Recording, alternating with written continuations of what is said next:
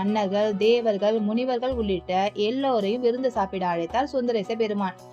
அவரோட அழைப்பினை ஏற்றுக்கொண்டு எல்லோரும் பொற்றாமரை குளத்தில் நீராடி விருந்து சாப்பிட கிளம்பிட்டாங்க. ஆனா 2 பேர் மட்டும் திருமண விருந்தில் பங்கேற்கவில்லை. அவங்க யாருன்னா பதஞ்சலி முனிவரும் வியாக்கிரபாத முனிவரும் தான்.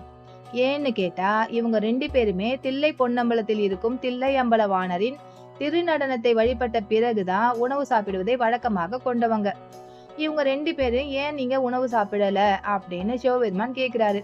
அதுக்கு அவங்க சொல்றாங்க, எம்பெருமானே, நாங்கள் பொன்னம்பலத்தில் தாங்கள் ஆடி அருளும் திருநடனத்தை தரிசித்ததுக்கு பிறகுதான் தினமும் உணவு உண்பதை வழக்கமாக கொண்டுள்ளோம் அப்படின்னு சொல்லியிருக்காங்க.